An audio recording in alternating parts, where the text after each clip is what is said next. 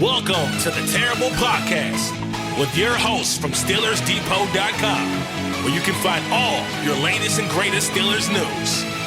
It's Dave Bryan and Alex Kozora, always lit, talking Steelers. And now, here's Dave and Alex.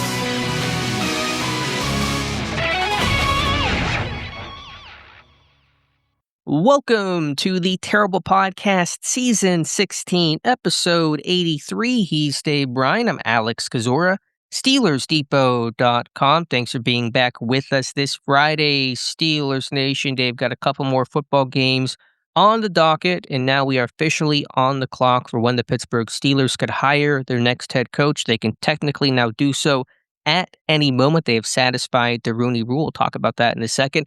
I would expect they're going to still wait this thing out and talk to one or both of the Rams assistants after this weekend, but the clock officially on Pittsburgh to hire their next head coach. Dave, how you doing? All right. Happy Friday. Happy Spaghetti Friday in our house, which is always an exciting time. I just cracked open a fresh new Monster drink. I'm double fisting it with a cup of coffee. Dave, it's 7 a.m. This cannot be good for your heart. Alex, I get up at 4:45 in the morning, so I've already been up 2.5 hours, something like that. I don't think that makes the Monster coffee combo better. Yeah, but I know you're not a caffeine guy and all. I'll tell you what, though, what I'm trying to do, though, is forever I've been hearing about, I'm a milk guy. My wife's not a milk guy, but I like milk. And but even the 1% has 100 calories for a cup of it. I'm older and got to kind of watch what you. I finally, people have been telling me about that almond milk forever, and I've been like, You're a big boomer over there. None of this fancy almond milk back in my day. But I finally broke down and gave it a try, and I like it. And what I do is I get the unsweetened almond milk. I think I forget what Bluebird or Blue Diamond, I think. And I put about a half a pack of Splenda in it, and then I drink that. So I found that to be pretty good. But look at you coming around on all of it. Good job. Way to expand your horizon. Only 30 calories for a cup of almond milk versus 100 calories in milk. So that is your nutritional update for today. But yeah, I'm double fisting it. We got a lot to get to today. We put out the four, it was late in the show the other day that we put out the 4 questions and asked people to respond via email and all. Man, we got a lot of responses. So we're going to try to take the latter part of this show and give a lot of people props and get their thoughts on the 4 questions out there. What we asked about the quarterbacks and all like that. So, but other than that, then there were 5, Alex. That's what it seems to be in the Steelers head coaching search. Before we do that and discuss everything that's happening on that front, let's do kind of some quick housekeeping. Pittsburgh signing yet another player to reserve future contract yesterday, an outside name in Javari Reetzy, a defensive lineman out of North Carolina. He was with the Patriots in their camp this past summer, did not play a snap during the regular season, and so he's a guy that will look to compete for a spot and try to hang around a practice squad come 2026. All right. Was that the only new one? That was the only new one. The ones before Danico Slaughter, Lorenzo Thompson we talked about on the Wednesday show. So I think Pittsburgh's roster might be up to 85 or 86 of that 90 or 91 man roster. I don't even think it's. I don't think it's that high. Hold on a minute. I've started. Okay. I'm also including players pending for agents in that roster. count. Okay. I'm not counting those. With the ones they have under contract now, looks like 61, I think. Let's see. That would be 59. Looks like 58, I think, with the new guy. So as far as guys, not counting the all the free agents and all. Gotcha. All right, Dave, let's go into the coaching search and news in Pittsburgh. They had their in-person interview for the first time with Mike McCarthy on Wednesday. That was announced by the team, and according to Diana Rossini, bright and early Friday morning, the team was meeting with Anthony Weaver in person for a second interview, the first known second interview Pittsburgh has conducted, the Dolphins defensive coordinator. We knew Weaver was going to come in Friday. That's not a surprise or anything new, although the timing of it, that is a little bit of information. The team, I assume, will be announcing that within a couple hours, probably by the time people listen to this. So Weaver certainly seems to be a finalist, and he's a name that's gained a lot of steam. It feels like over the last week, where a lot of people are saying, and you take these things with grain of salt. The people are saying a lot of things about a lot of different coach candidates, but Weaver, a name to monitor, and certainly feels like he's got a shot at this job. All right. And they had interviews, Tuesday, Wednesday, and now Friday, or second interviews, I should say. Thursday obviously was an open date, but kind of makes you wonder if maybe they had Thursday set aside for Jesse Minter, who will not be the Steelers head coach. Yeah, there was never a report about Minter's second interview, so I'm not sure if Pittsburgh kind of just felt like he's going to take the Baltimore job, which he did officially sign a contract with the Ravens yesterday. So there was that open space. Oh, There's maybe no. I'm maybe thinking. Jeff I'm Hafley. thinking Hapley. I'm sorry. I'm thinking Hapley, not Minter. But Minter obviously took the Ravens head coach job, and I think there were some rumblings way before at the start of the week about the links to the Ravens and all like that. I'm sorry. I was thinking maybe Hafley was the one that they had penciled in on Thursday, because there's been even he said that the Steelers wanted to talk to him a second time, right? Yeah, he broke that news. It was not reported previously that Pittsburgh was intending a second interview with Hafley. That report was out there for places like Tennessee and the Raiders and the Falcons, but Hafley said all 6 virtuals he did, all 6 teams wanted him back for an in-person, and only one team got it, that was Miami, and he officially took the job there. So my dream of Jeff Hafley, which everyone still hates, is obviously not going to happen. Right, and more than anything, I think you're spot on. He was obviously an attractive candidate, right, for around the NFL, not just potentially Pittsburgh.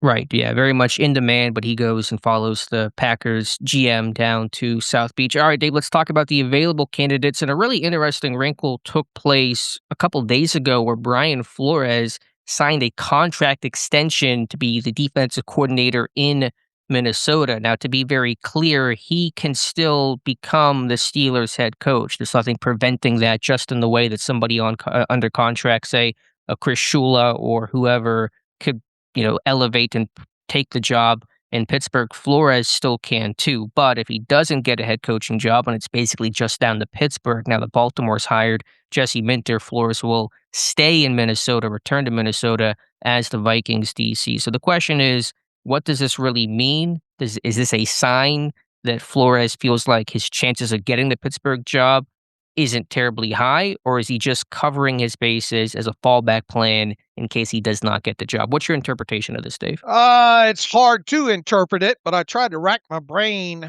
about previous head coach guys that ended up getting head coach jobs that maybe a week or two prior to that ended up signing an extension with former team. Now, also there is the aspect of how many of those guys that have interviewed for head coached positions in the past actually had their contract come to an end, as was the case with Flores. So it's really hard. He might be trying to cover his bases of, hey, if I don't get this job, but also, Minnesota's, trying to figure out, and even the quote in there, I think by the, who's the head coach of the Vikings? Kevin O'Connell. Yeah, O'Connell. There's a quote in there in the release from the Vikings and all like that.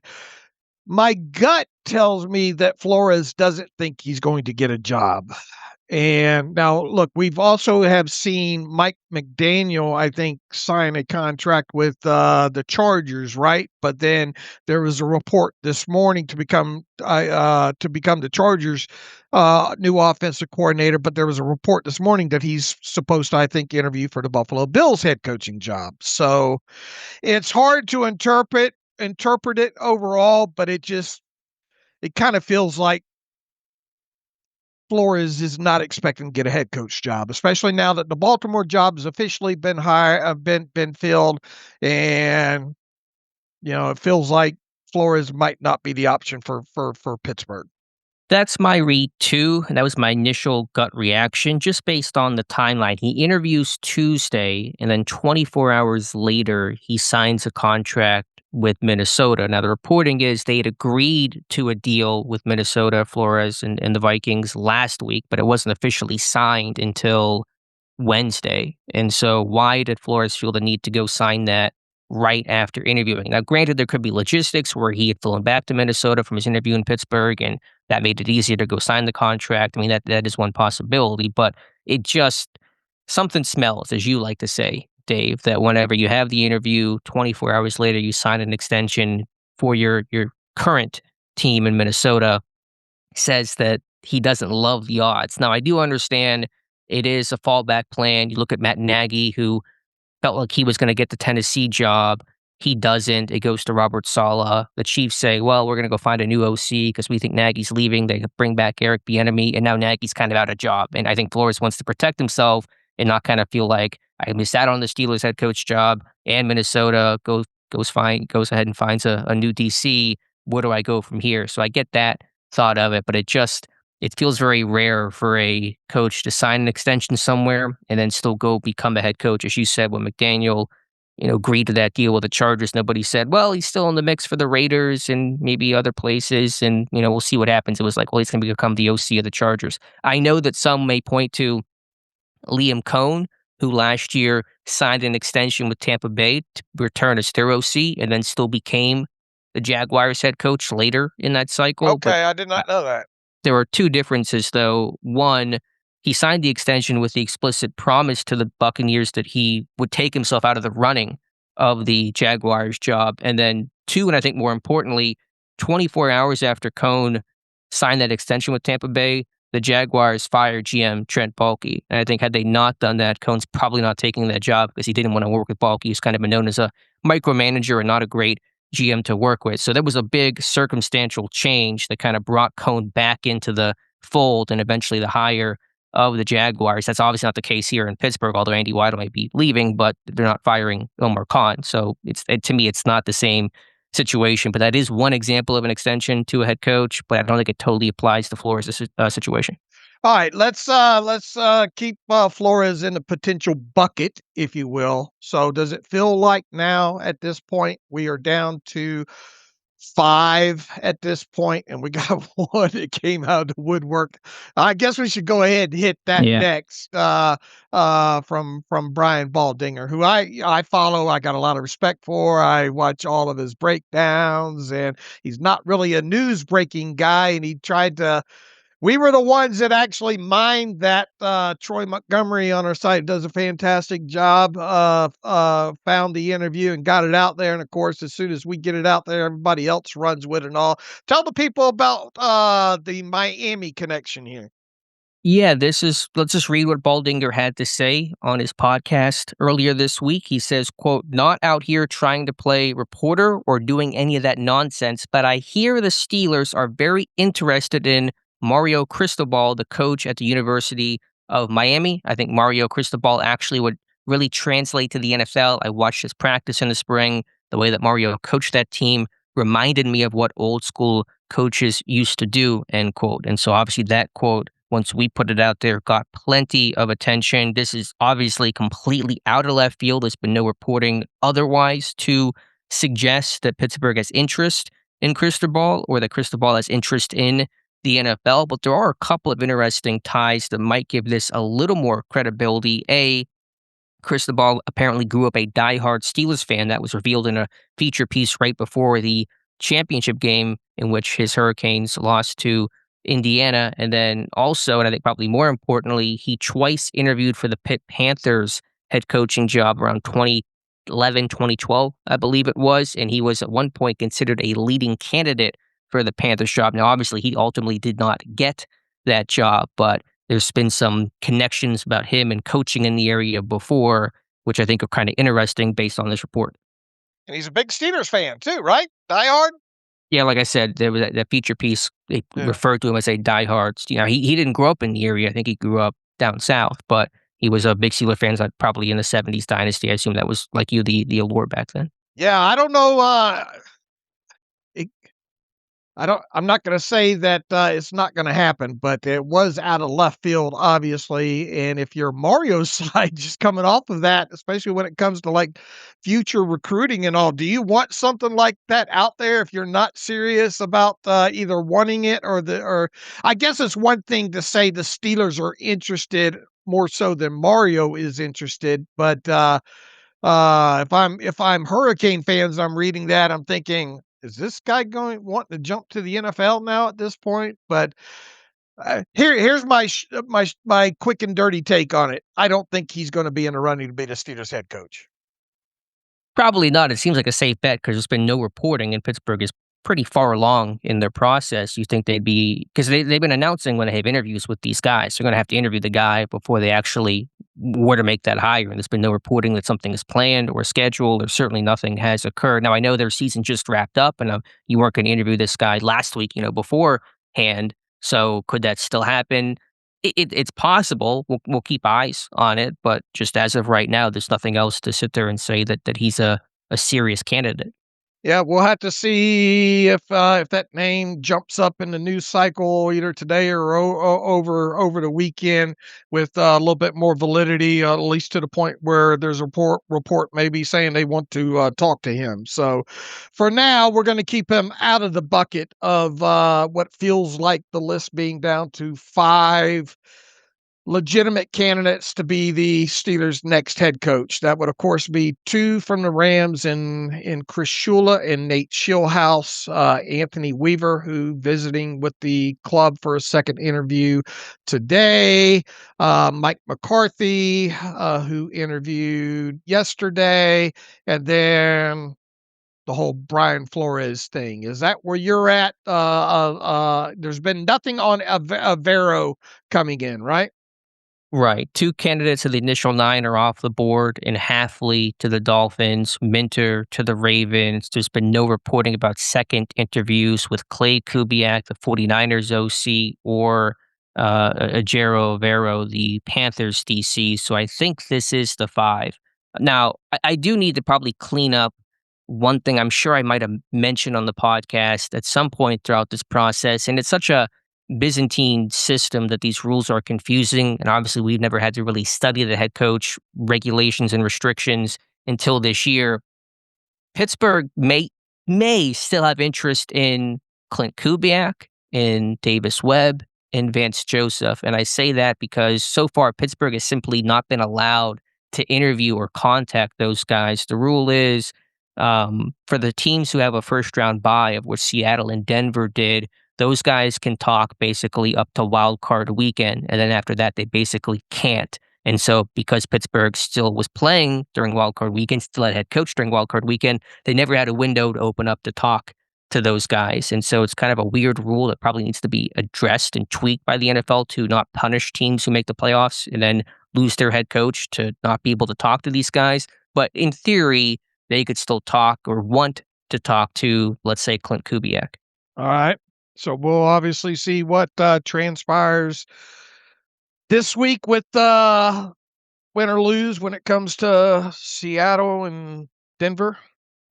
Yeah. Now, again, the issue is if the Seahawks win this weekend, Pittsburgh still cannot talk to Clint Kubiak. It's sort of this vicious cycle where they weren't allowed to talk to him before, and now they can't talk to him again because there was no initial interview. They can only talk to guys they've had the initial interview with. So they can still talk to Nate Schillhouse and Chris Shula because they had the initial interview with those guys, but they can't talk to Kubiak. If Seattle wins, they will not be able to talk to Kubiak until after the Super Bowl. So at that point, it's just hard to see them wait out Kubiak unless they're dead set on this guy, because you wouldn't even be able to begin that process until February 9th or so, which is Right. super, super long. So probably not on that, but I do want to at least make mention that NFL rules are the reason, or at least potentially the reason why Pittsburgh has not spoken with somebody like Clint Kubiak.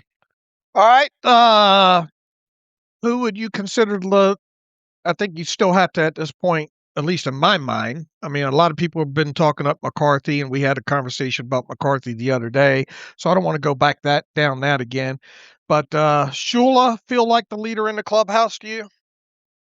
again, it's so hard. Like, what does that mean, and what do we base that off of? How do we separate fact from fiction? All these guys have gotten buzz at one point or another. So you basically just have to go off gut instinct at this point. And I think Shula is going to be, again, if you're putting a top three together, I think it's Shula, Weaver, and then I wonder who that third would be. I don't know which way I would lean. I don't want to discount McCarthy just because I might be against McCarthy and I want to have my own bias kind of seep in and remove him from candidacy. He certainly could be the pick. I can't rule that out. So it's really hard to say favorites, especially for a team like Pittsburgh that doesn't go through this process hardly ever, and then a team that can surprise and go and counter expectations as they did in '07. So I don't know really how to interpret who is the favorite. All right.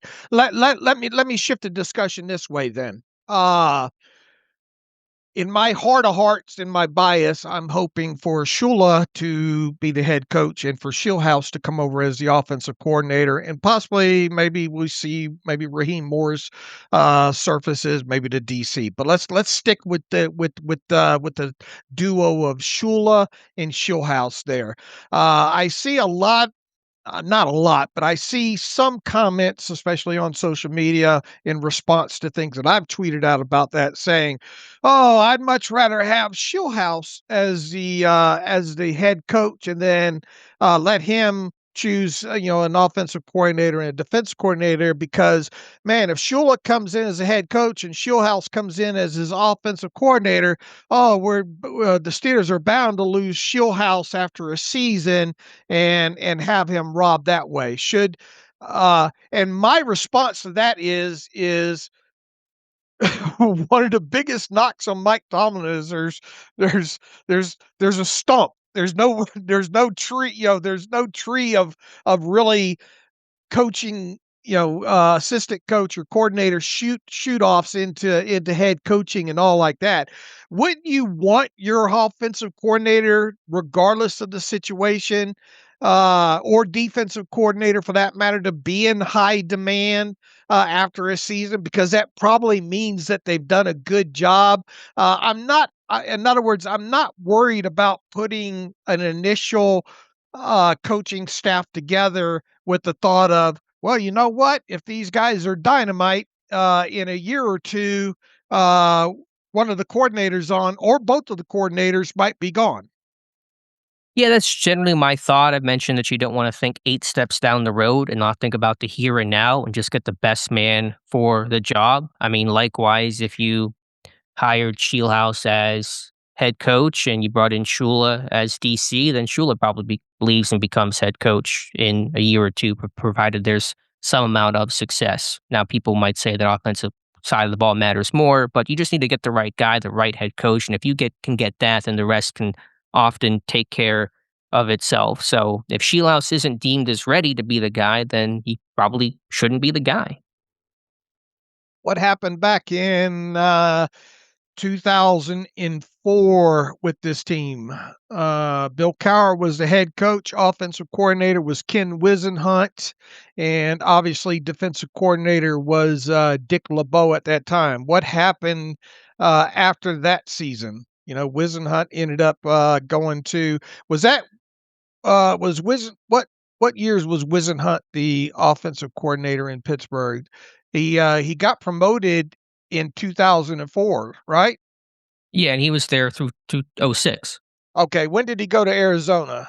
A couple of years '07 when later. when Okay. Tomlin was hired. So, it took a couple of years, obviously, but, he ended up leaving, a couple of years, after being offensive. My point is you should not, all of your decisions should not be with the fact of, well, if we bring this guy in as offensive coordinator, in 2 years he might be gone.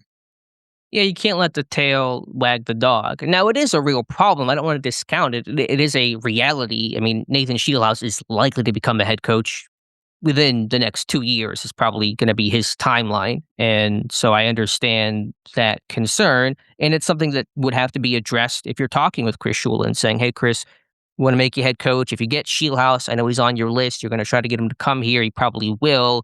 What happens if he leaves after a year? Who's the next Nate Shieldhouse? Is there a guy we can put on staff as an offensive assistant or quarterbacks coach or somebody like that? that can replace him should he leave in a year. That's a conversation that must be had, and I assume would be had as part of this process and planning out. Again, coaching is about planning and predicting and having plan Bs and something else to turn to. So that's part of the conversation. All right. How worried are you about something like that? About Sheilhouse getting hired away Right. down the road, not terribly for the reasons I mentioned. That's 8 steps down the road. Those are generally good problems to have. So it's a real concern, but it's not preventing me. I'm not going to put Nathan Sheilhouse there if I don't think he's ready to be the guy just because I don't want to lose him. Now, if he's ready to be the guy, then sure, make him the guy because you get the benefit of him being the guy, and then he's not going to go leave and go be the guy somewhere else. So if he's ready, then more power to you. But I'm not going to let that dictate my decision of who's my head coach. Because again, this is a long-term belief, a 20-year in Pittsburgh goal. You're going to be here for 2 decades, and I'm not going to be so short-sighted about who's going to become, who's going to be the OC 2 years from now to dictate my decision. All right. What do you think of the 5? Is this a good group of 5? Assuming this is kind of the 5. And Flores and McCarthy, I mean, just to kind of derail my own question, they've only had first-time interviews. They've not interviewed twice. I wonder, would Pittsburgh have them in for a second time, or is the one face-to-face enough?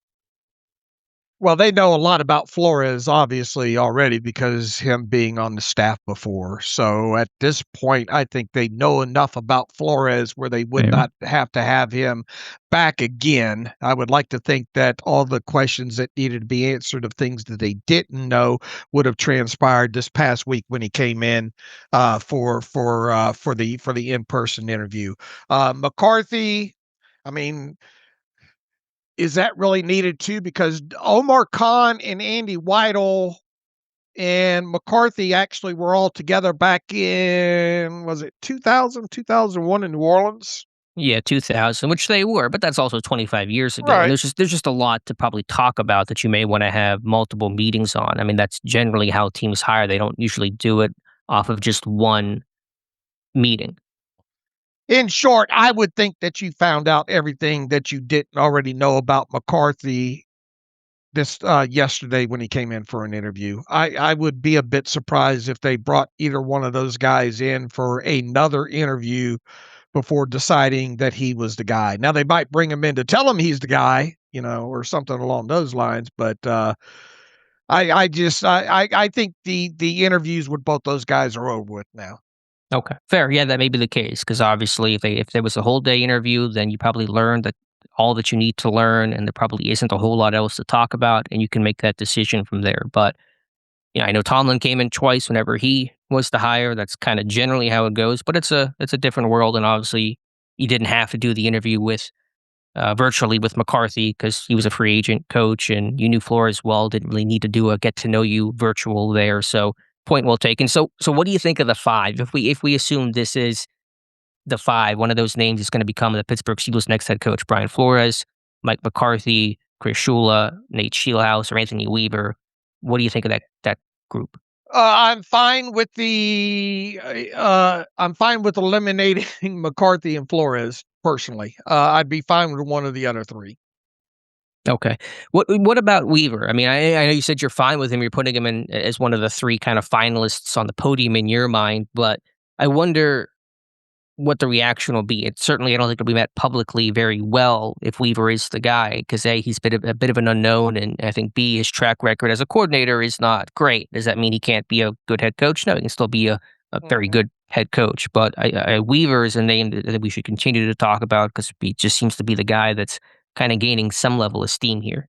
Yeah, I think at its core, what I've learned about him and reading and watching videos and all is he's known as a really good teacher and a guy that connects well with players, doesn't get too high, doesn't get too low. So and obviously he's still, fairly youthful overall.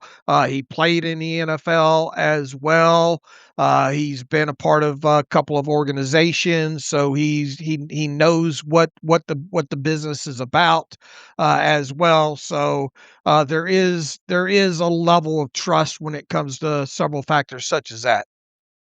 And he's played in the AFC North. He played in Baltimore. He coached in Cleveland. He coached in Baltimore. And so I think that stuff does matter. Understanding the landscape, the division. It's not the reason why you hire a guy, but it's part of that resume, part of that background that does make somebody more attractive. Those connections and locations can matter a whole lot. So I think that he's a guy that does have that more CEO type. It is kind of that little bit of that Tomlin mold. Listen to him talk. You can see why reportedly he's doing a great job in these interviews where, he's very articulate and football minded and all that kind of stuff. Just you can see how that's going to carry over throughout the interview process. Buffalo has also taken a run at Weaver. They're going to interview him, at least assuming that Pittsburgh does not offer him the job today. And so that's another name to watch for. Weaver was in the mix for Baltimore, and that door is obviously closed with Jesse Minter. And so maybe Buffalo and Pittsburgh vying in a sense for Anthony Weaver. All right, and he has been coaching in the NFL since 2012, I believe. Yeah, coaching in total since 2010, started at Florida, and then the Jets hired him in 2012 as their assistant D-line coach. And so he's learned under Rex Ryan and Mike Pettine are kind of his coaching mentors. All right. Anything else on the head coaching search? It's a little bit of a kind of wait. I mean, you assume that they're going to wait to bring in Shula and or Shieldhouse next week. Is that a fair assumption? Yeah, I'd be surprised if it doesn't happen unless they've already decided that either McCarthy or Flores or Weaver after this, after what transpires today in the meeting, unless they're prepared to go with. And that should be a sign too. Should it be that should it be that, okay, we've heard enough already, at least in the initial interview with Shula or Shieldhouse, that they're not a serious final candidate, and if that's the case, then they've had the in person with Flores and McCarthy, and then obviously Weaver today. I guess my thought is if we get through this weekend and get through Sunday, and this team's not naming a new head coach, then I think the odds increase even more potentially of it being Shula or Shieldhouse. The odds certainly don't decrease. I don't know how much they go up. I think Pittsburgh wants to have as much information as possible before making that final decision. So I think you want to talk to Shula and or Shieldhouse in person and just have all the information available, have all these interviews on kind of a level playing field where all these guys come in that same environment and then make that decision from there. Even if they loved one of these three candidates they've had the in-persons with, Flores, McCarthy, or Weaver, I think you still got to at least talk to Shula and Shieldhouse and really be thorough and really do your homework here. There's no huge rush on it. The coaching spots are beginning to fill up. Nobody else is taking a run at McCarthy. Nobody else is taking a run at Flores. Buffalo's just getting started in their interview process. They're not close to a hire, and other teams are still waiting on Shula and Shieldhouse like Pittsburgh. And really, I think the competition is just down to Cleveland, I think, basically for Shieldhouse, who might be a finalist there. So I think you want to put all the hay in the barn and get all the information on these guys to make the best, most informed decision possible. All right, now let's say Weaver has his interview today, and let's say they say, man, we really, really like Weaver, and we really are hoping we're planning on going ahead maybe and talking to Shula and Shieldhouse, but man, Weaver just blew us away today. Okay. Or in both of these meetings that they've had with him. Weaver's now supposedly scheduled to interview with the Bills on Saturday. All right. So do you want to let it get that far? In other words, if Weaver was your guy, would you come out and say, you want the job? I get that, and that is a valid point, but I don't want that fear of him going somewhere else to dictate my process in the way that I don't want to hire Shieldhouse just so I don't lose him to a head coaching position for the 2027 cycle, despite that being a reality. I think you want to talk to all these guys and be able to be as thorough as possible. And again, Buffalo, he's going to interview with the Bills this weekend, but what do you mean? That you got to think that they want to go offense, and I think they said that Josh Allen's going to be part of that search and all like that. So Even though he is scheduled to go Saturday to visit with Buffalo, where would you put his odds to be their selection?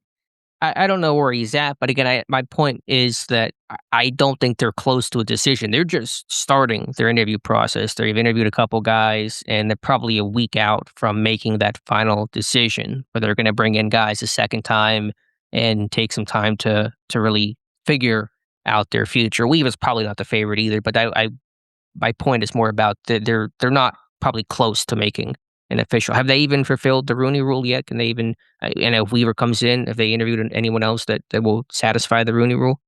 Who else do they supposedly have in? I think Anthony Lynn. I don't know Anthony when he Lynn's coming interviewed. in on Saturday too, supposedly. So Lynn Okay, so and that would do it. Weaver on Saturday, and I think they have Grant Udinski scheduled for Sunday, and Mike McDaniel is in today, I think, with the Bills. And Joe Brady's in the mix, and that could certainly be the promotion there, especially if they want to keep ties with Josh Allen. So again, I just go back to I think it's really important to get as much information as possible that you at least want to call the Rams guys Monday and see where they're at. If they can come in quickly for an interview, they can come in, say Tuesday or so, at least for one of those guys, preferably both, and just to be as thorough as possible before you make that hire. All right, here's the long and short of it. I believe neither of us believe the Steelers will name a head coach before Monday. Correct. That is my expectation. Obviously, that could change. And just to reiterate what I said top of the podcast, they have now officially satisfied the Rooney Rule, which requires 2 in-person interviews for minority candidates. So people were asking me, didn't the virtual count? Virtuals don't count. Didn't Flores count? He counts, but you got to get 2. The old rule was 1. In '07, only needed 1 minority candidate. And for those who think Tomlin was that kind of token interview, it's incorrect. Ron Rivera had fulfilled the Rooney Rule before Tomlin came in. They did not have to interview Tomlin to satisfy that requirement. So now that Weaver has come in, Pittsburgh is now able to make a hire at any point. All right. Sometime But next week, you think happens? I'm thinking, at least in terms of if it's a Rams guy and they win, if the Rams beat Seattle this weekend, then you can't have the official agreement until after the Super Bowl. But you could have the verbal wink, wink, we'll do this deal right after the Super Bowl ends. So I think we're going to get a good sense of who the guy either officially is or is going to be by Wednesday or Thursday of next week. Now, don't go out there rooting against the poor old Rams just because you want them eliminated, right? I mean, it's probably better for Pittsburgh if the Rams lose. Logistically, it's going to be easier to hire one of those guys. All right. So I'm okay with rooting it. Now, if you love Clint Kubiak, you want the Rams to win to open the door on Kubiak for the chance that Pittsburgh may have interest in him. I got you. Just having a little bit of fun there. All right. Anything left to beat up on that? I think that's it. It's a little bit of a holding pattern right now as Pittsburgh kind of works through their list. It does not sound like they're going to add anybody else. I mean, again, they could technically with Clint Kubiak, especially if Seattle loses. If they win, it's hard to see that. There's been nothing on Sean McDermott. I wonder what's going to happen with McDermott. There's been no kind of reporting, and there's only, 5 jobs left, and teams are kind of working through it. So I wonder if he kind of gets caught in the middle of all this. All right, real quick, with Clint in Seattle, had they wanted to, couldn't they have set up a virtual before? No, this is the confusing part, and I think I Was that misstated because this they at some point. did not play in the wild card? Is that why? Let me pull up the article here that kind of talks about the rules. And again, this is a bad rule by the NFL. They really need to change it because it's unfair to teams like Pittsburgh. Let me try to find it here.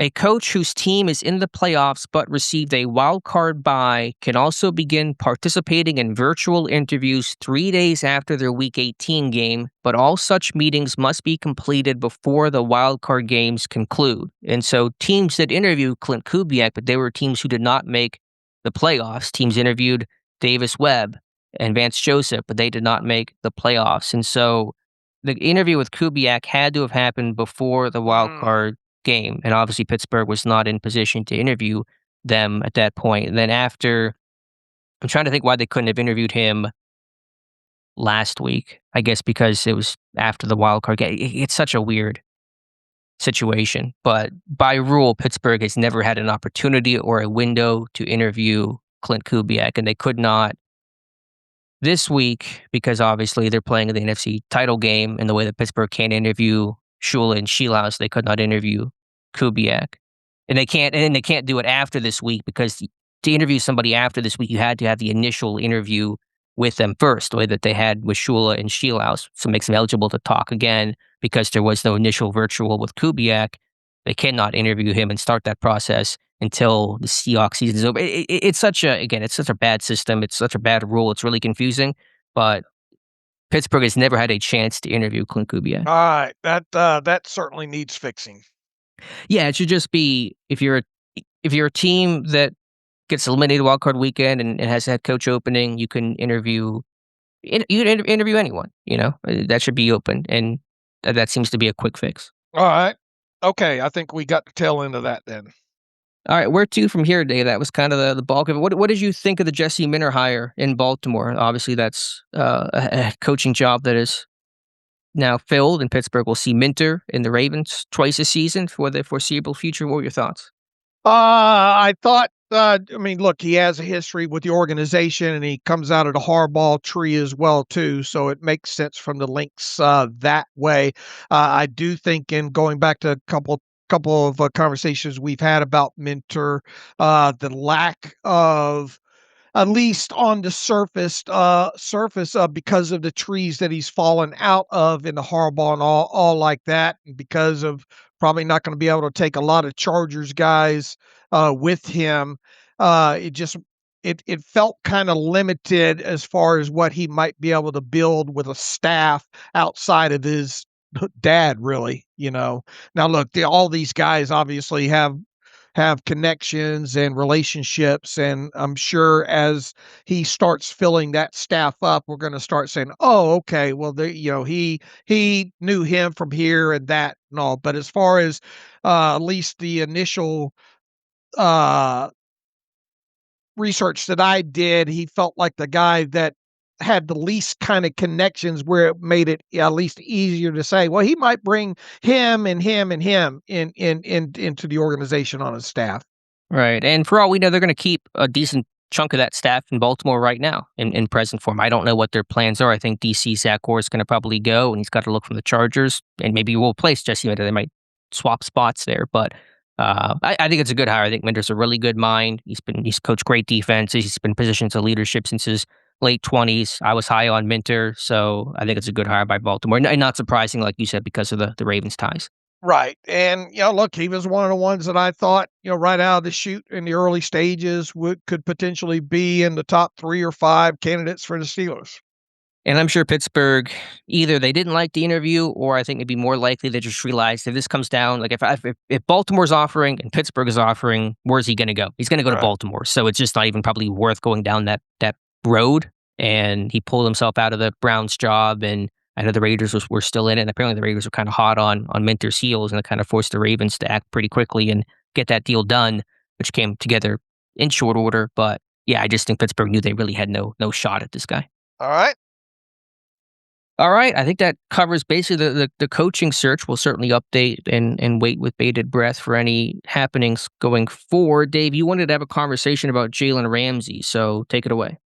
Yeah, just Jalen Ramsey is going to be an interesting guy moving forward into this offseason. And there's still a lot of I'm going through as I'm getting my salary cap stuff together because of the quote unquote option bonus related to Ramsey's contract in 2026. There's a lot of discrepancy about what his cap hit actually is on paper right now, as opposed to what it could potentially be, depending on the option portion of his contract. I reached out to Joel Corey because if you look at different sources here, I think Over the Cap has Jalen Ramsey as a cap hit for as I think 19.5 million. Whereas Joel Corey tells me officially in the NFLPA listing right now that Jalen Ramsey's cap charge for 2026 pending the option is 13.58 million there. So what does all that mean now over the cap? To my understanding, well, first let's start with the database where Joel Corey's pulling from. The management council in the NFLPA always lists a player's cap hit with an option bonus stipulation as assuming the option is taken. All right. So that's why there's a discrepancy of 13.58 million versus 19.5 million over the cap. I talked to the Texans cap guy through chat as well too. They're listing Ramsey as 19.5 million because of the Steelers' history and not thinking that they're going to pick up the option. In other words, if they do keep Ramsey, they're unlikely to take that option bonus and pick it up and then thus prorate it out over the max of 5 years with him, being as how he has void years and all like that. So, that's why there is a discrepancy of what you will see potentially in cap numbers related to Ramsey. Now, Ramsey still supposedly has a $2 million roster bonus as part of all this that needs to be picked up in March. Okay. So that is the first line in the sand, I think.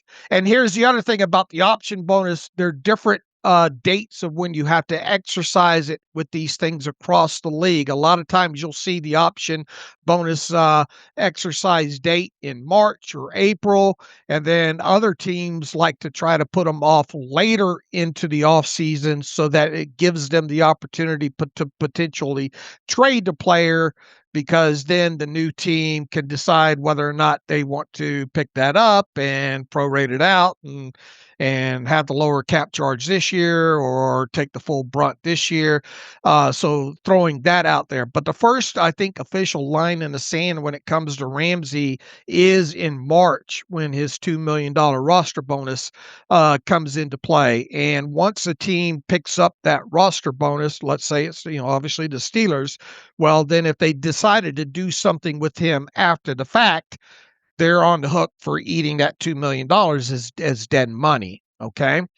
So then it calls into question at his age, and then depending on who's coming in as the head coach and potentially relationships with him, and maybe even Ramsey. And we all know that he's kind of been a mercenary, so to speak, and he has no issue with adding another pelt on the board, right? And at his age right now, he probably would like the chance to win another Super Bowl, right? Sure.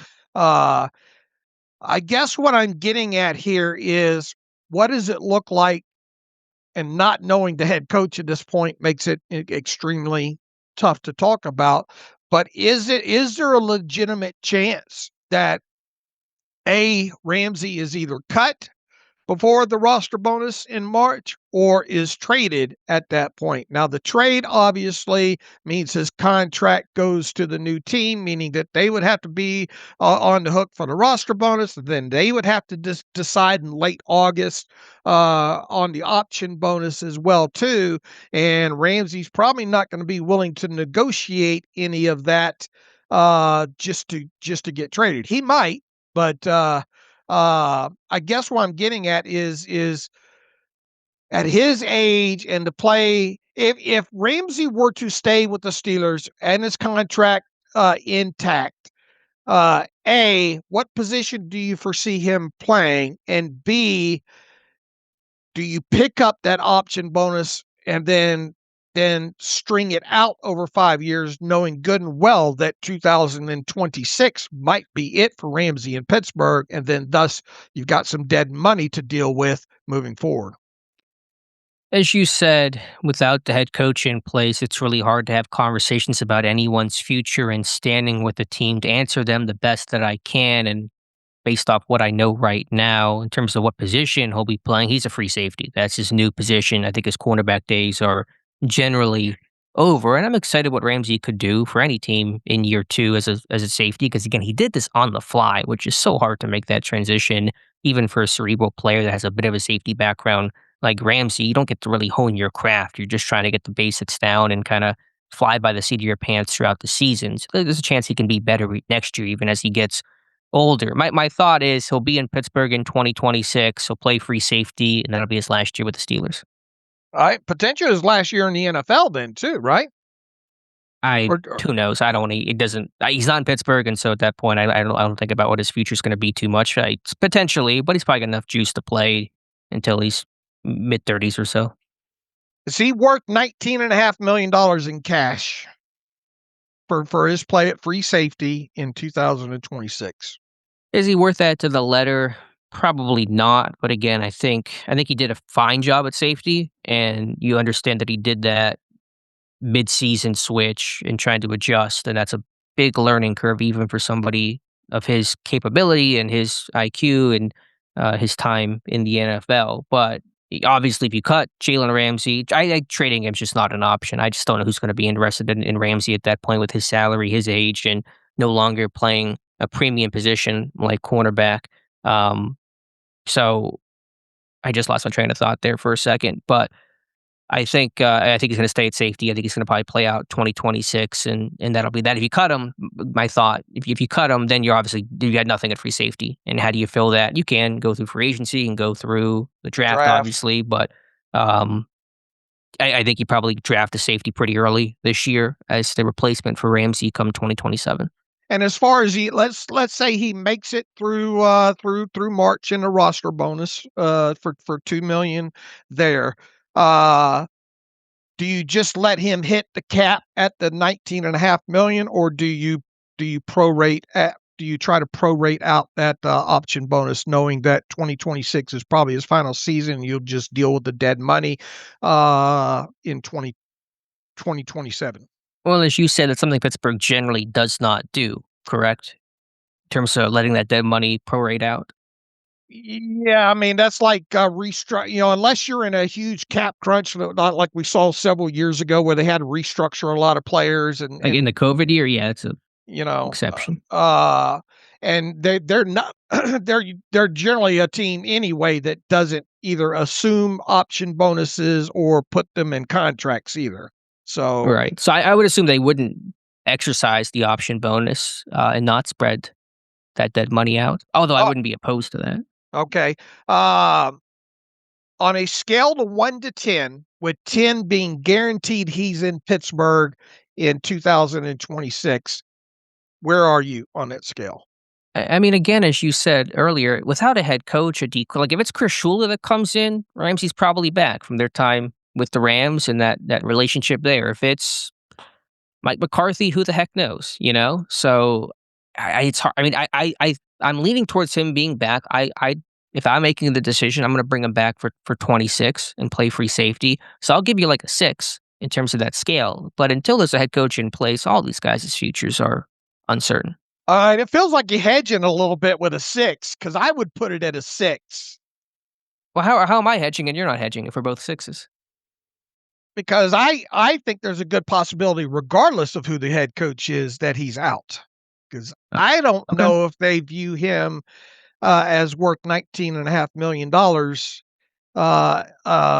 for free safety play in 2026. And also on top of all that, I'm not sure Ramsey's going to like the look of this roster and Mike Tomlin not being there, even though he does have a relationship with Shula. I think we might start seeing some maybe him saying, yeah, I came here because of Mike Tomlin and now he's not here and I'm not sure we can win in 2026, win it all. So send me somewhere where I can. Yeah, that's possible. He's been traded 3 times before, so he's a guy that's always on the move. I don't know how you say there's a pretty good chance he's out, and then you're a 6 in terms of him being more likely to stay than leave. That seems like hedging. Because I would have thought you would have had him at an 8, 9, or 10, the way you were talking. And in other words, I view him as kind of a 50-50 being out of here. Okay.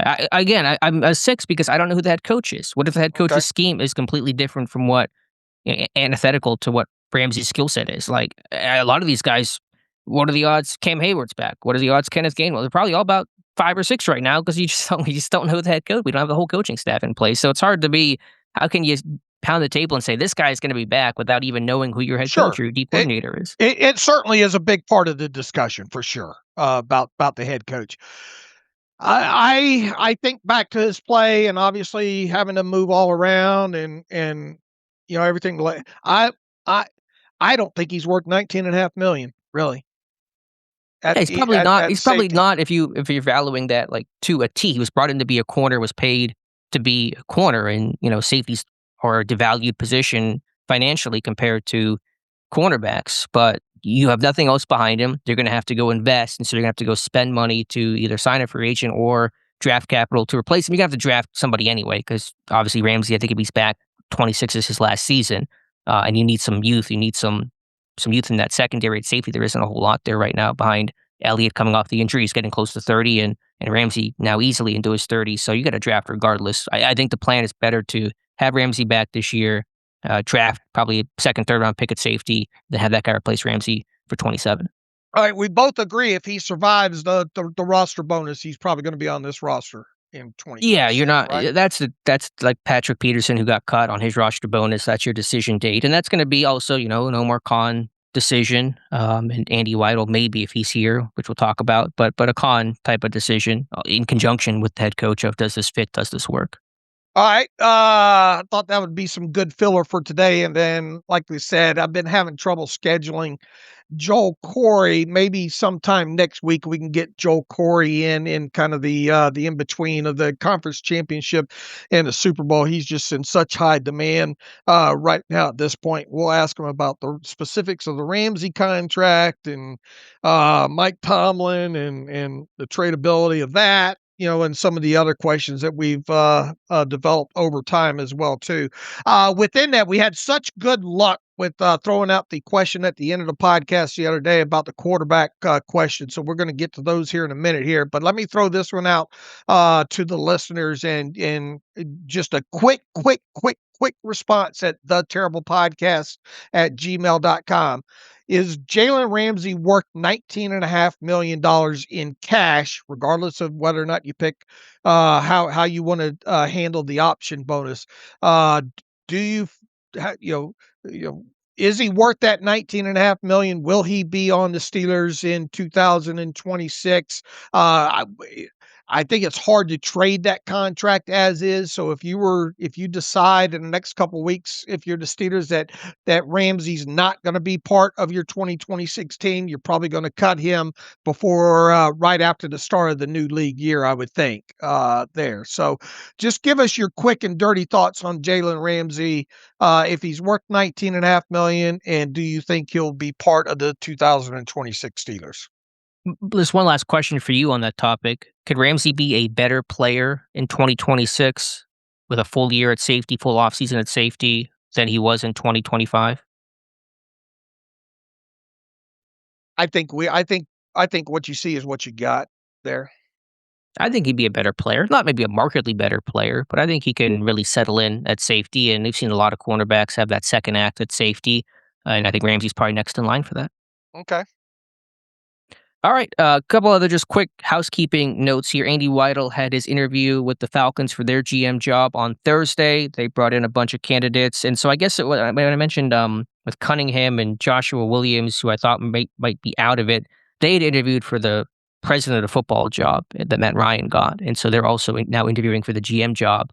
It's kind of a weird process over there, but Weidel is a candidate, so we'll see what happens there. I don't know how close Atlanta is to making a call there. And I should mention one thing. We talked about Danny Smith being the first staff member to leave, and obviously he's in Tampa Bay, and so that he's gone. But I also should mention that Anthony Midget confirmed at Virginia Tech. That was reported before Pittsburgh's season was even over. He was going to depart and join James Franklin's staff. That's not been reflected on their website yet, Virginia Tech's website, but Midget's Twitter profile says Virginia Tech Hokies, and so just to kind of confirm that he is going to be exiting as well. All right. Or has exited. And then we'll obviously see once the new head coach is hired if any of the staff carries over. Which, if they do, there's not going to be many. Pick, like I did, pick 2 staff members to keep, just hypothetically. If you got to keep 2 staff members or less, if you really just want to clean house entirely, who would you pick? Man, I'm hoping I'm hoping they just clean it all up. To be honest with you, if there was one, I guess it would be maybe Gerald Alexander. So you don't have interest in keeping Eddie Faulkner? No, and I understand Jalen Warren wants him back, and I imagine the running back room wants him back, but I think it's time to go elsewhere. Any particular reason for that? Just newness and all. Okay. I mean, I wish him well, and all. I just, you look at the explosive runs overall, and I just, yeah, I'm ready to move on. The one factor in this in terms of who stays and who goes could often come down to, does the new head coach have a guy he really wants for that job? Is there somebody he loves to be this team's running backs coach? And if he does, then Faulkner may be out. Not anything wrong with Faulkner, just maybe that the head coach has a guy that he wants to put in place, and so you kind of get screwed on that. And so that's kind of one consideration, how the staff gets put together. Or, in the inverse, if there's nobody that the head coach can really envision himself getting for, say, pick a position, D-line coach, for example, that it may be that Dunbar stays because, well, I can't find anyone I really like in this position that I can get out of their contract or that I want to hire or who's available. So I'm going to keep Dunbar, and we'll look at it again after the season. All right. All right, Dave, let's, before we get to reader emails, and I want to go over all the responses to the questions that we asked on the previous show. Before we do that, though, let's do our hear from our friends at MyBookie, and then, of course, make our title game picks for the weekend. All right. Obviously, it's an exciting weekend coming up in the NFL with the conference championships taking place. You have New England going to Denver, and then you have the Rams going to play the Seahawks. Everybody's betting at this time of the year. The NFL is obviously in full do or die mode. College football is unfortunately over with, but we do have the All-Star games coming up, the Shrine Bowl and the Senior Bowl, and you can put some money down on those as well too. And the Super Bowl obviously is just right around the corner now. If there was ever a time to get in the game, it's right now, and MyBookie makes it stupid easy to play. One account, one wallet, bet the spread, live bet the second half of games, hit the casino during commercials. It's all in one place, and you've got the power. And don't forget the NBA, college basketball, and the NHL. How about them Penguins, man? I've watched the last couple of games of them, and man, they're playing so well. I wish they played a third night in a row tonight. Some impressive wins for the Penguins, and MyBookie has NHL lines that you can bet on as well. So if you're looking to be a new customer at mybookie.ag, now is the time to do so. Use our promo code, terrible, at sign up, and you get your first bet covered up to $500. In other words, if that bet doesn't hit your first one, use your bet back bonus token and you can run that money back again. So don't just watch the playoffs. Don't just watch your run-of-the-mill NHL game, your basketball game. Make them pay for you, and make them pay for you at mybookie.ag, where you can bet anything, anytime, anywhere, only at MyBookie. All right, Dave, let's make our picks for the 2 title games this weekend. All right. We reload, just make sure to get the fresh line here. The New England Patriots up first on the road against the Denver Broncos. You got Jared Stidham starting at quarterback for the Broncos, and you have Drake May obviously starting at quarterback for the New England Patriots. The line on this is the visiting team favored, as you would imagine, primarily because of the quarterback situation. The Patriots are 5.5-point road favorites in Denver. And what say you? Pretty easy answer here. Patriots win. Denver covers. Stidham surprises a little bit, comes out of the gate hot. Unknown guy, harder to game plan for. Teams going to rally around him, but it's just not quite enough. Patriots win, Denver covers. All right. I was hoping you'd go the other way because I'm going exactly the same way. That Denver defense is going to cause, I believe, some problems for that Patriots offense there. And Sean Payton's, he's a crafty guy on offense. And, Stidham has been around a little bit. Obviously hasn't taken a snap in a little while. I'm with you. New England wins this game, but I will take those 5.5 points. The over-under on this game is 42.5. Do you think it's going to go over or under? Take the under. It's going to be defensive dominated. I'm going to take the over in this, and still have New England winning by 3. So that's my thoughts on that. All right, the other games should be very entertaining, especially with the way these two teams have played twice already this season. You have the Rams going on the road to play the Seahawks. The Seahawks are 2.5-point home favorites against the Rams. What say you? Yeah, this one's a little bit tough here. Obviously, again, some rooting interest from Pittsburgh's standpoint. We'd probably rather have Seattle win this game. I'll take the Seahawks, Dave. I'll take the Seahawks and lay that 2.5 as well, too. Is this the Super Bowl? As in, who wins this game is going to win the Super Bowl? Yeah. Yeah, I see what you're saying in that, but I don't know. You never know. If Seattle wins, they're going to probably be pretty heavy favorites, no matter who they're facing.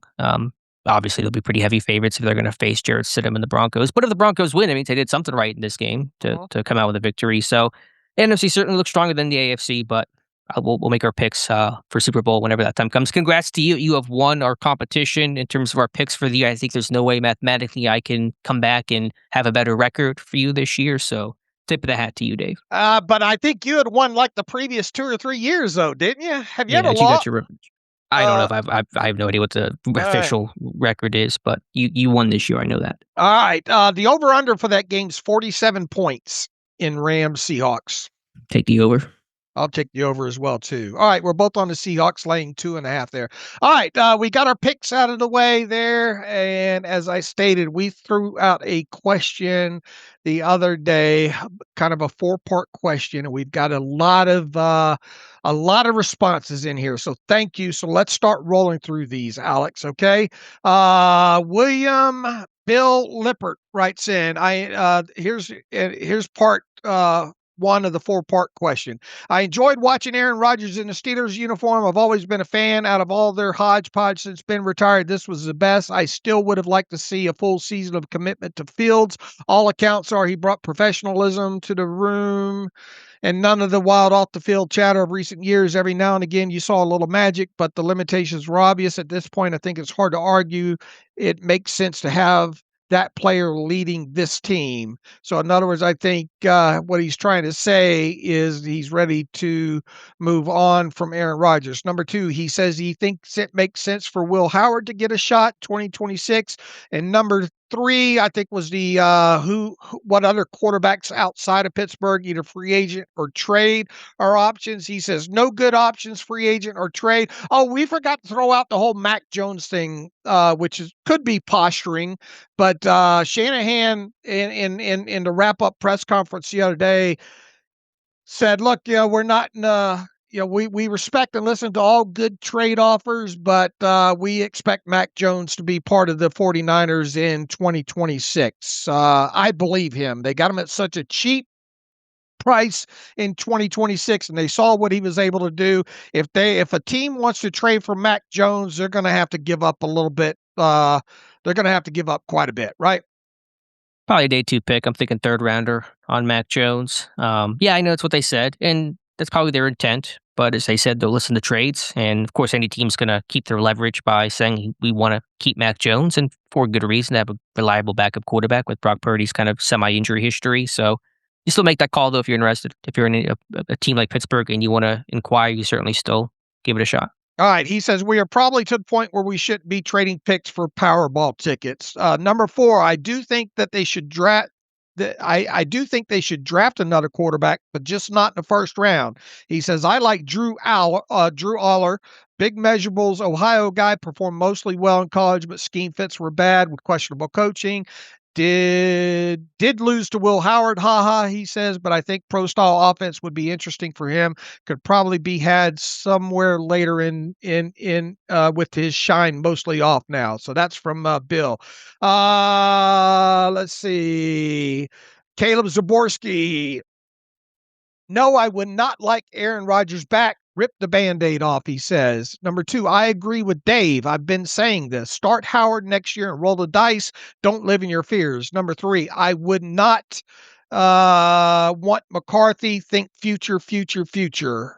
I don't know what the number 3 was in reference to in the 4 questions, but that's what he has. Let's see. Pod question from Arthur Elliott. Yes, I'd take Aaron Rodgers back. If Cam and TJ are back and you add a playmaking weapon, i.e. Brandon Ayuk and a draft pick. Number 2, yes, I'd be okay if Howard was the starter.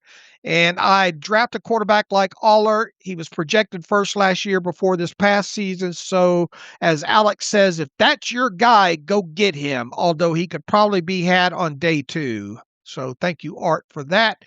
Let's fly through these. From Joe Fazzino. Question number 1, do you want Aaron Rodgers back? No. Number 2, Will Howard at quarterback 1.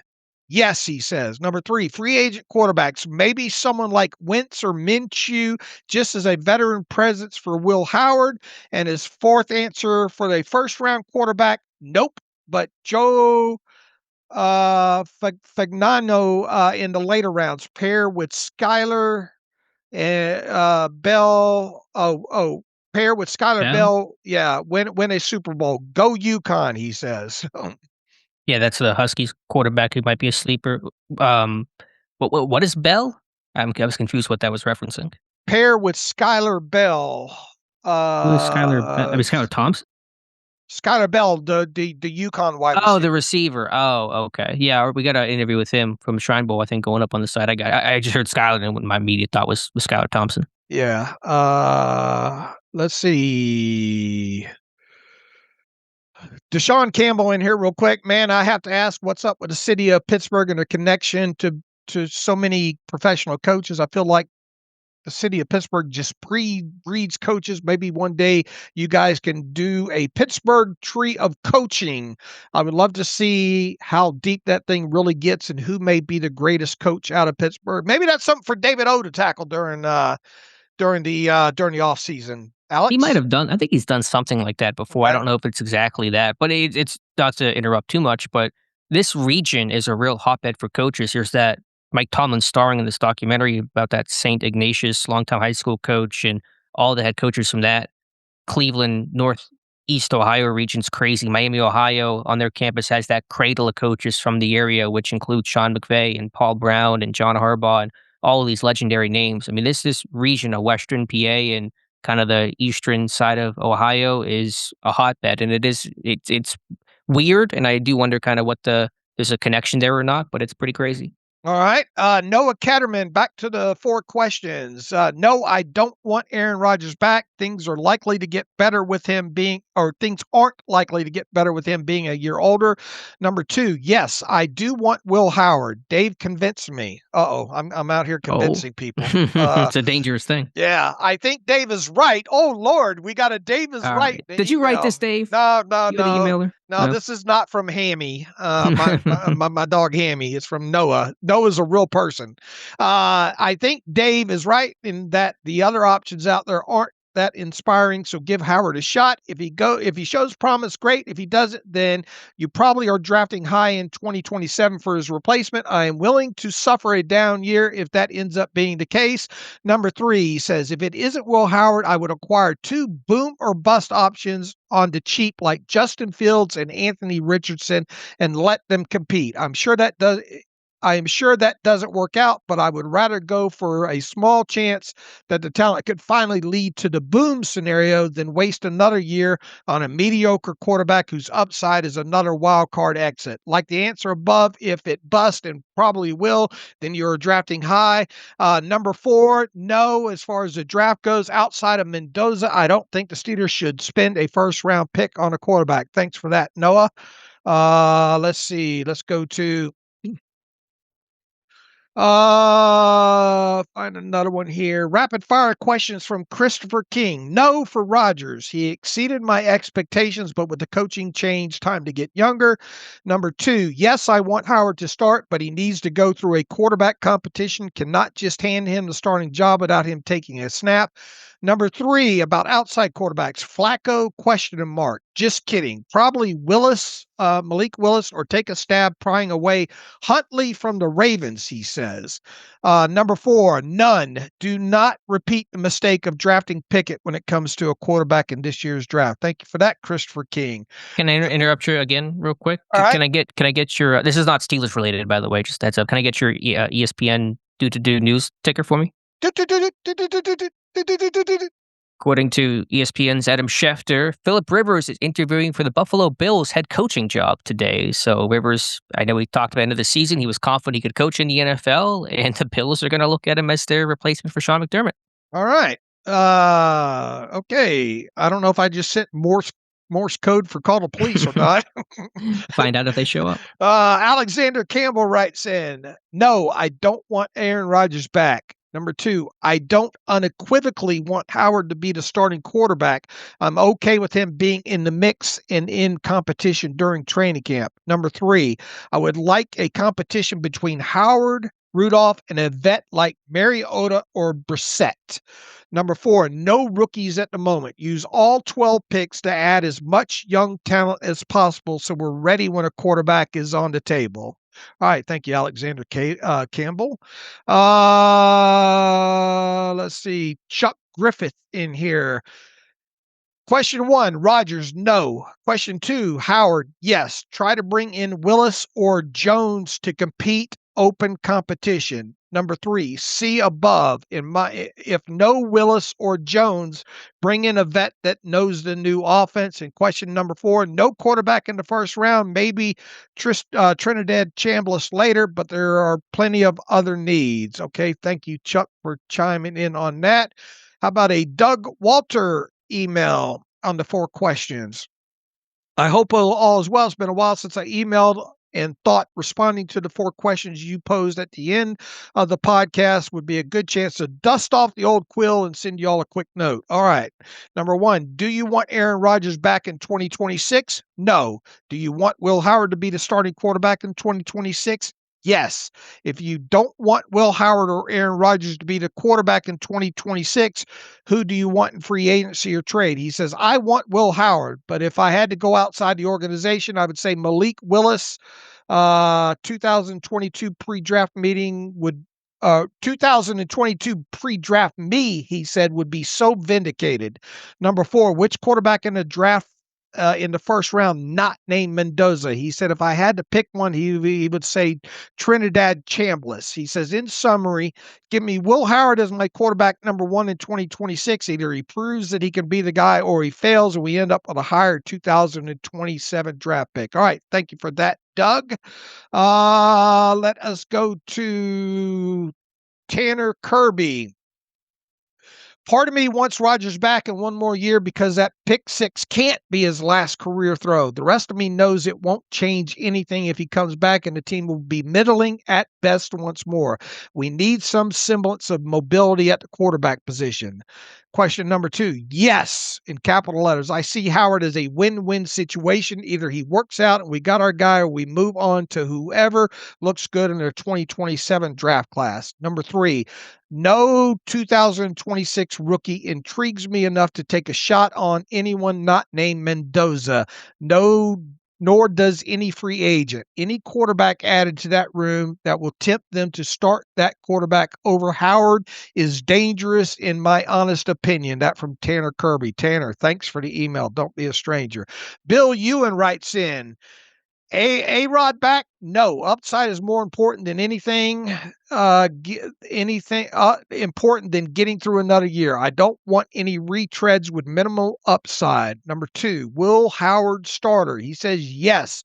Only upside quarterbacks. He says Malik Willis is the only one on the market with higher upside without trading. He says the goal should be to see if Howard or Willis is the guy in 2026. If not, draft in 2027. He says at this point, we don't even know if Howard can be the next Mason Rudolph, need to find out if he has starter potential or long-term backup potential.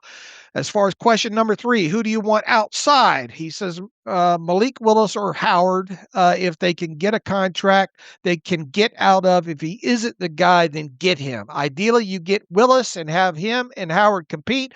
Whoever wins, you find out after 7 or 8 games if there is a future. If not, try the other one. If you hit pay dirt with one of them, you are set. If you don't, you're drafting in 2027. As far as any first-round quarterbacks, he says absolutely not. Maybe Chambliss if he comes out, but they would need to look at him hard. Thank you, Bill, for that one. James Sussinelli in here. Don't want Aaron Rodgers back. Would have been fine if Mike Tomlin had stayed. Number 2, Will Howard, yes. Why not? Number 3, there isn't one, meaning an outside guy. Number 4, Chambliss with a question mark. All right, thanks, James, for answering that for us. ODG Dortmund in here.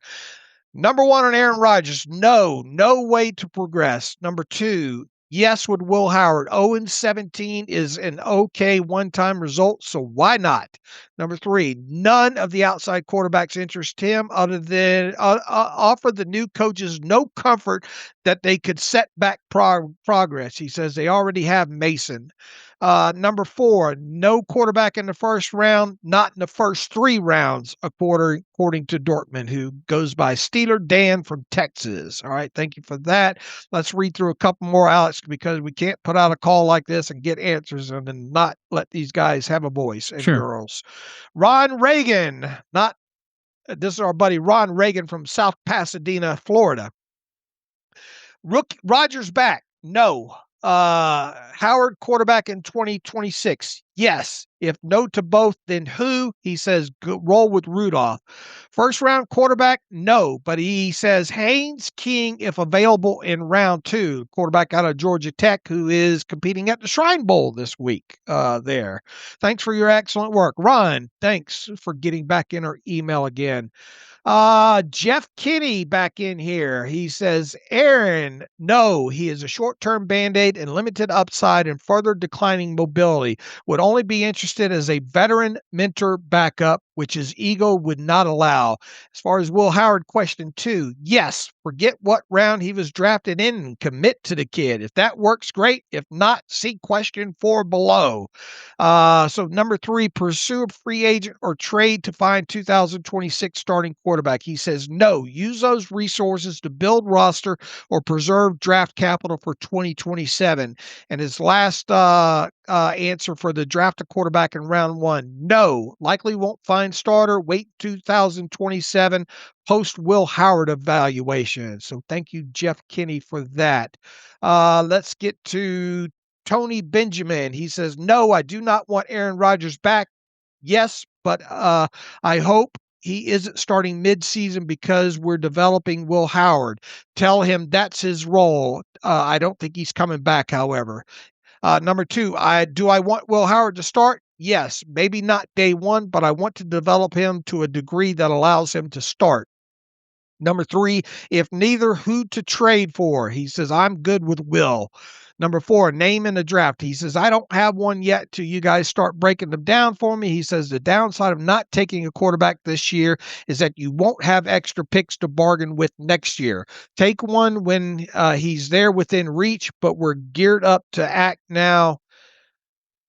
Take one he's there within reach, but we're geared up to act now, unfortunately. I don't know what Tony means on that, but I think overall he would like to see Will Howard rolled with in 2026. Rob Jones, I am with Dave on Will Howard getting a crack this upcoming season. National championship, check. Can push it down the field, check. Can run, check. Was just mentored by one of the greatest quarterbacks of all time, check. Is under team control for 3 more years, low cost, and if he doesn't do well, we have a better draft pick in 2027. He says, get a few receivers and a young, high-octane OC and roll the dice. He says, thanks for a great season. On to the draft. Thank you, Rob Jones. Let me hit one more from Derek Smith here. Aaron Rodgers in 2026? No, it delays the inevitable search for the next guy. As far as Will Howard in 2026, he says yes, but maybe. I'd like for him to be able to compete so we know what we have. If not Aaron Rodgers or Will Howard, who? He says Malik Willis, highest upside of any potential acquisition. Number 4, first round quarterback question. Ty Simpson, if unable to acquire Malik Willis in free agency, but only if Simpson is there at 21, then he and Will Howard compete for quarterback 1 in camp. So that one's from Derek Smith. Man, we got a lot more. Do you want to hit a few more or what? Is there any other differing response? Because the consensus seems to be a lot of Will Howard, roll the dice on him, see what he can do, and then if not, then go in 2027. Is there any of the remaining emails, anyone who has a differing take of maybe they want Rodgers back or there's some other quarterback they're really pining for? All right, this one from Verbal writes in, is Jason in Vegas. He says, yes, I want Aaron Rodgers back, but with the caveat of that. What is the caveat? Well, there's more. yeah, Okay. yeah. Number 2, I want Howard to be tutored and groomed by Aaron Rodgers to eventually take the reins. That way, we would actually know what we have in Howard. The only free agent I would even consider, he says, is Malik Willis, and nothing in the draft. So Jason in Vegas basically says he wants Aaron Rodgers back, but with the caveat of he wants him to, Howard to be tutored and groomed by him to eventually take the reins. I'm not sure what that means. Does it mean in season, week 8, start Will Howard, or I guess next you get year? Rodgers cheap enough that if Aaron Rodgers falls on his face, you can have Aaron Rodgers on the sideline with behind Will Howard, I guess. Yeah, I don't know if benching Aaron Rodgers is a great scenario, but the consensus seems to be roll the dice, give Will Howard the chance, kind of following your plan of just see what you have there, and if not, then high draft pick in 27 and find the franchise then. Seems to be the consensus. Right. I think most people are kind of loosely agreeing with what I laid out. And once again, do we think Mac Jones is going to be a legitimate trade candidate for the Steelers to go after? I think you could make the Niners an offer where they're going to trade Mac Jones. Is it a smart offer to make? Is it the right offer to make? You can debate that, but you could probably pry him away. I was thinking about this a lot more last night, Dave, as I was scooping the cat's litter box and wondering how much snow Pittsburgh's going to get hammered with this weekend. It's kind of what my life looks like right now. And I've kind of him and hawed on Aaron Rodgers. Do I want him back or not? He clearly would be the best quarterback option if he wants to return, which is a whole question in and of itself. But even if he wants to play in 2026, I would not bring Aaron Rodgers back. And it's not even for the lack of upside. In a sense, I want Pittsburgh to build something at quarterback. And had Tomlin come back, had Arthur Smith come back, then I'm okay with bringing Rodgers back to at least build on something that has some sort of continuity and growth. And with Rodgers, you're still basically starting all over, even though he's back, new head coach, new OC, new system, new scheme. I know that's going to be true for anyone you bring in. You're starting fresh, but with Rodgers, there's no chance to build into 2027 because if Rodgers does come back in 26, it's definitely going to be his final season. So you're guaranteeing you're starting anew in 27, at least with somebody else in 26. There's a chance, albeit maybe a small one, that you can build upon that for the future. And so for that big reason, I just don't think it makes sense for Aaron Rodgers. And so that very reason, I'm out. Yeah, I'm doing a Shark Tank thing here. Now, and I was thinking about, okay, what is kind of my... I got you to that point. Take the next step. All right. I feel like you're writing all these emails. You're stuffing this ballot box here. I feel like I have my checklist of kind of I've said on the last show that Will Howard's kind of my fallback option. So my checklist in terms of other options would be pursue Malik Willis. If I can't get him, my next kind of flowchart checklist is see if I can acquire Mac Jones. I would have to watch Mac Jones a little bit more in San Francisco this year, but I have interest in doing that. And so I would pursue that. If I can't get Mac Jones, then you're going to the draft and you evaluate Ty Simpson. If you like him, you make a run at Ty Simpson in the first round. If I can't do that, or if I don't like Ty Simpson, then I default to your plan of Howard, Rudolph, and go add another veteran in the mix. I'd be drafting a quarterback in the third round. If I don't take one in the first, I'd be looking for that mid-round quarterback, which I usually don't like to do. But when you have such a just void of talent at quarterback, you want to give yourself options. When you have a dozen draft picks, you have 3 in the third round, I feel like you can quote unquote maybe take the chance on drafting a third round quarterback, some upside kind of a guy, maybe with the Arkansas kid, and kind of go from there. So that's kind of my flow chart of how I would do it. Willis, Mac Jones, Ty Simpson.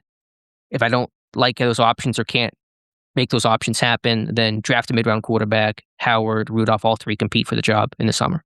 All right, if you did trade for Mac Jones, as we just established, it's probably going to take, I mean, a third A rounder? third. I mean, it could be more. I'm thinking at least a third. And I thought about that too. Would I rather draft the third round quarterback, or is it worth a third round pick on an expiring contract? But I think, like I said, if I don't get Mac Jones, don't get Willis, don't draft a first round quarterback, I'm probably going to take one in the third round. So I'm using a third round pick on a quarterback either way in my world. Now, granted, the rookie's under contract for 4 years. You have a longer timeline on him, but Jones is a more known product, and I kind of like that too. And of course, you have the franchise tag. If he does well, you could re-sign him. If he does leave, you get a comp pick down the road. It's down the road, but and you're going to spend less that third round pick ultimately. So that kind of, to me, rationalized my thought of a third round pick for Mac Jones, because I'd spend it on a quarterback either way. And so I'd rather have the veteran guy that's shown some talent than kind of the third round draft pick dart throw.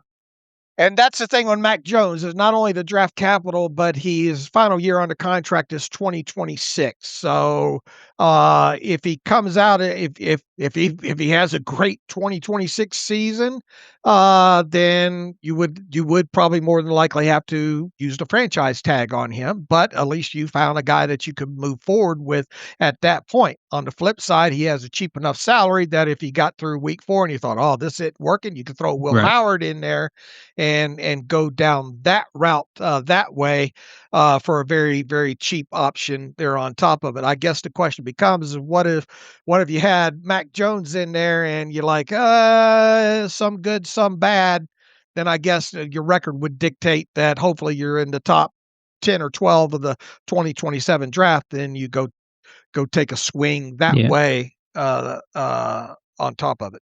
Right. And even if you're not in the top half, you still aggressively pursue trade up. Again, I've talked about Buffalo, Kansas City, Baltimore all having winning seasons and still finding their franchise quarterback the following year. They had to make some aggressive moves to do so, but it's all worth it if it's the right guy. So that's where I'm at. That's probably where I'm going to end up staying at, where I'm not discounting the idea of Will Howard, but I'm going to pursue probably 3 other options first before I kind of fall back to that plan. All right, we're not going to be 49ers Depot and change the masthead or anything anytime soon, but if you were the 49ers right now, would you trade Mac Jones for a third round draft pick? I guess the question would be, who's my backup quarterback? Who can I go get? Is there somebody I like in free agency that I'd be willing to acquire? I know that they'd be in the same situation as Pittsburgh where the options aren't attractive, but hypothetically, if you were like, I can go get Jimmy Garoppolo, bring him back, and he'll fit in the system for a season, and we'll roll with that, then yes, I'd be more willing to trade Mac Jones. So it really depends on what your plan is for the backup quarterback spot. If you have a plan where you feel like you can turn to somebody else, then yes, I would. If you don't, then you probably don't. I would probably not, because of Purdy's history and all like that, because I liked what Mac Jones showed me. I would need more than a third. And then if Mac Jones ended up like Mitch Trubisky, it would Buffalo that final year that he was there and played 33 or 35. I don't know why that number sticks in my head. Offensive snaps that season, then I'm going to bet that he's going to fly off into free agency, and I'm going to get a third or fourth round compensatory value Sure. for him anyway. That's true, but that is down the road instead of the pick right now, and they're in a window to win now, so there's incentive for them to make that roster as good as possible in the moment. I would not give up more than a third for Mac Jones. If it took more, and it may take more, then I'd be out, and then we're going to the next part of the flow chart. What if it took you a third and a fifth? Would you be willing to give up that? I mean, you got to draw a for line one- somewhere, for so 1 year at Mac Jones? I'd really probably stay at that third because you got to draw that line. I mean, if you felt that convicted about Mac, again, I'd have to watch Mac Jones. I felt really confident about him, and I felt like they had a good scheme fit with my new OC and head coach had a good vision and plan. Then yes, and that does mean obviously the Mac Jones is going to be your starter week 1, and it's not going to be Will Howard. So I'm okay with that, but that's what that would mean.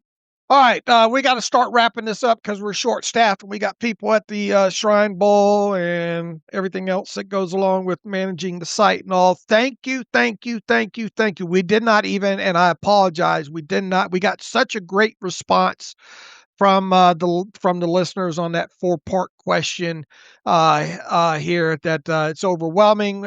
We need to do more of this, Alex, where especially in the off season, where maybe we make it super easy and laid out for people to answer these questions. And we apologize if we did not get your response to this, but we do appreciate the feedback, and it's pretty mesmerizing to see all these emails in here. So thank you.